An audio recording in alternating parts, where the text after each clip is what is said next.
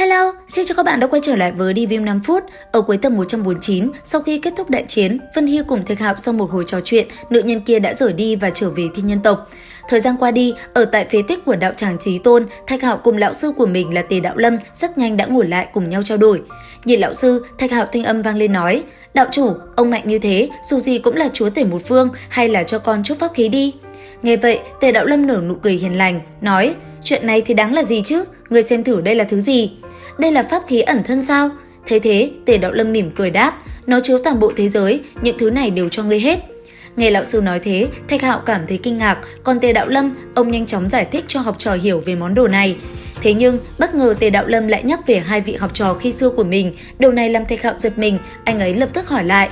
Tuy nhiên, Tề Đạo Lâm chỉ nói hai tên đó là phản đồ khi sư diệt tổ, bởi vậy ông không muốn nhắc tới. Cuối cùng sau một hồi, hai người liền đổi chủ đề. Sắp tới, đại chiến 3000 châu chuẩn bị diễn ra, lần này có không ít thiên kiêu một đời xuất quan, hẳn sẽ là một cuộc chiến đẫm máu. Còn một việc nữa, Thạch Hạo rốt cuộc cũng nói thật cho Tề Đạo Lâm biết, đó chính là bí mật về tam thế đồng quan cùng chính con rồng ở tại một tòa cổ địa. Nghe vậy, Tề Đạo Lâm hai mắt sáng lên, ngay lập tức ông liền thúc giục Thạch Hạo kể lại toàn bộ. Sau đó, hai người quyết định lên đường. Rất nhanh, thời gian qua đi, Thạch Hạo và Tề Đạo Lâm đã tới được khu phế tích tiên cổ. Thế nhưng, vừa khi hai người tới, bất chợt một đốm lửa màu xám xuất hiện. Thấy vậy, Tề Đạo Lâm cũng liền cầm tay Thạch Hạo cản anh ấy lại. Sau đó, bàn tay Tề Đạo Lâm khẽ động, một đạo chú ngữ cũng liền xuất hiện, phóng thẳng về phía đốm lửa phía xa kia. Trong khoảnh khắc chú ngữ đi vào, đốm lửa kia liền tỏa ra một luồng năng lượng cực kỳ bá đạo, kinh khí cũng liền lan tỏa nơi đây. Thế nhưng, đoàn hỏa diễm kia lại dùng kình lực ép về phía Tề Đạo Lâm chứ không nhằm vào Thạch Hạo.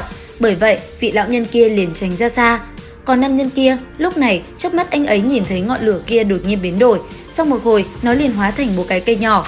Cái cây này hết sức kỳ lạ, bao quanh nó chính là lôi điện, thậm chí còn rất giống cây liễu ở Thạch Thôn khi xưa nữa. Tiếp đó, chùm lửa này lại biến hóa thành một con chim vỗ cánh, sau đó lao nhanh xuống hóa thành cá bơi lội một vòng trong hư không xung quanh hắn.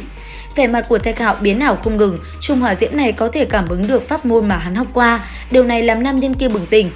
Thế nhưng, đang trong lúc Thạch Hạo cảm nhận cùng suy diễn thì bất chợt, ngọn lửa kia đột nhiên lóe lên rồi biến mất trong hư không.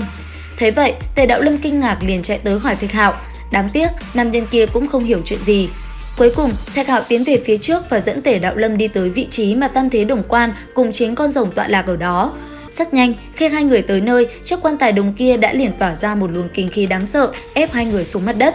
Đến khi nhìn vào bên trong quan tài, Thạch Hạo bất chợt lạc vào trong một tiểu thế giới, còn Tề Đạo Lâm cảm nhận được khí thế của chiếc quan tài kia, ông vẫn chậm rãi đi tới. Thế nhưng, so với Thạch Hạo, cảnh giới của ông cao hơn, thế nên phải chịu sức ép cũng nhiều hơn. Cứ thế, ông lại gần và cầm vào nắp của chiếc quan tài, sau đó mở ra. Nhất thời, trên người ông, một màu vàng rực đã liền bao phủ lấy cơ thể. Sau đó, vận toàn lực, Tề Đạo Lâm dùng hết sức muốn mở nắp quan tài ra. Thấy lão sư cố hết sức vẫn không mở được, Thạch Hạo liền trợ giúp. Rất nhanh, toàn bộ bảo thuật trên người Thạch Hạo phát sáng, dồn lực vào cánh tay, nam nhân kia cũng mạnh mẽ nắm lấy nắp quan tài. Cứ thế, hai người cố gắng hết sức mở chiếc nắp quan tài kia ra. Bên cạnh, Tề Đạo Lâm cũng vậy, một màu vàng lóe lên. Ngay lập tức, ánh sáng kinh người bùng phát đánh thẳng vào chiếc nắp quan tài kia, hai người cứ thế dồn toàn bộ lực lượng trong cơ thể để mở nắp. Và rốt cuộc, sau một hồi nỗ lực, chiếc nắp quan tài kia cũng dần mở ra. Sau đó, một màu tím như sáng bừng lên, trong không gian kia xuất hiện một bóng người. Nhìn bóng người lơ lửng giữa không trung, Tề Đạo Lâm vô cùng kinh ngạc. Nhìn thật kỹ, ông nhớ tới một ít lời đồn, có lẽ đây chính là một vị cổ tăng. Tuy nhiên, khi hai người còn chưa phục hồi lại tinh thần, thì trong quan tài đồng sáng rực như mặt trời kia lại lao ra bóng người thứ hai. Người này cũng đứng giữa không trung, nhìn đạo thân ảnh này, Tề Đạo Lâm kinh ngạc không thốt thành lời. Theo lời ông, dường như đây là Thanh Vi Thiên Chủ. Tiếp theo, quan tài đồng lần nữa bùng phát ra hào quang sáng rực, dung nham màu vàng phun trào, một thanh niên tóc tai bù xù xuất hiện, ánh mắt yêu dị, cứ như là một yêu tiên dáng thế. Sau một hồi, toàn bộ 10 người hiện ra giữa không trung. Liệu rằng diễn biến tập 150 sẽ còn gì đặc biệt? Theo dõi kênh để biết thêm chi tiết nhé. Xin chào và hẹn gặp lại các bạn ở những video tiếp theo.